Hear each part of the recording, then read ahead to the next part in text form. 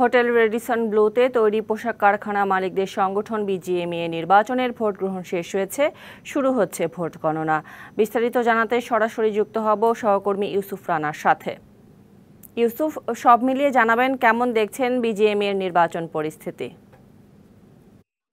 এরই মধ্যে কিন্তু বিজিএমইএ নির্বাচনের যে ভোট সেটি কিন্তু নির্ধারিত সময় শেষ হয়েছে। 5টার মধ্যে ভোট গ্রহণ শেষ হয়েছে এবং 5টার মধ্যে যারা ভিতরে ছিল তাদের ভোটও নেওয়া হয়েছে, কিন্তু এরপরে যারা আসছেন তাদের আর ভোট নেওয়া হবে না।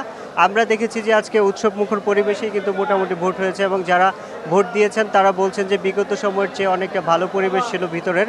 আমরা একজন ভোটার আছে তাদের সাথে একটু কথা বলার চেষ্টা করব। আপনি তো একজন ভোটার, আজকে ভোট দিয়েছেন, কেমন হলো আজকের ভোট এবং আপনার প্রত্যাশাটা কি?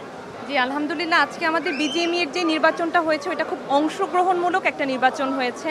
আপনারা জানেন সম্মিলিত ফোরাম ঐক্য পরিষদ 3 গ্রুপ থেকে আসলে নির্বাচনটা হয়েছে। এখন ভোট গণনার পালা। আশা করি এই জিনিস এটার মধ্যে কোনো কমপ্লিকেশন আল্লাহর রহমতে হবে না। আর তারপর অংশগ্রহণমূলক নির্বাচনের মধ্য দিয়ে আমরা যে ভোটটা পাবো এই পর্যন্তই কিন্তু সম্মিলিত ফোরাম ঐক্য পরিষদ, তারপর কিন্তু আমরা সবাই এক বিজিএমইএ ট্রেডের স্বার্থে প্রত্যেকটা মালিকের জন্য আমরা আন্তরিকভাবে কাজ করব, এইটাই যেন আমরা আন্তরিক থাকি আর বদ্ধপরিকর থাকি। নগদ পেমেন্টে 500 টাকা পর্যন্ত ক্যাশব্যাক আর লেনদেনে প্রতিদিন ডিপ ফ্রিজ এবং ঘন্টায় ঘন্টায় এসি টিভি সহ দারুণ সব গিফট। আপনাকে অসংখ্য ধন্যবাদ। আরও একজন ভোটার আছেন আমাদের সাথে, আমরা একটু কথা বলবো। এই যে আজকের যে ভোটটা হলো এর পরবর্তীতে বিজিএমইএ কোথায় দেখতে চান আপনারা?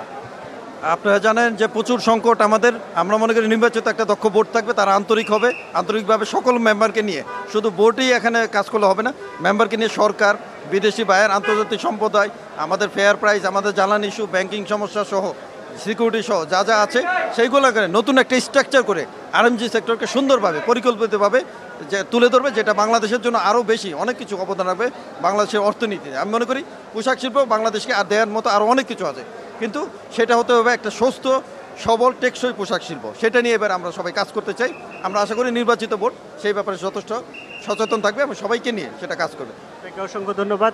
তবে নির্বাচনের শেষ হওয়ার পরে প্রার্থীদের পক্ষ থেকে, বিশেষ করে সম্মিলিত পরিষদের পক্ষ থেকে বলা হচ্ছিল যে ভোট গণনার যে প্রক্রিয়া সেটি সঠিকভাবে মানা হচ্ছে না। নির্বাচন কমিশনের সদস্যরা তারা নিজেরাই ভোট গণনা করছেন এবং যারা প্রার্থীরা আছেন অন্য অন্য ফোরাম, সম্মিলিত পরিষদ, সেই প্রার্থীদেরকে ভিতরে যেতে দেওয়া হচ্ছে না। ইউসুফ, ধন্যবাদ আপনাকে।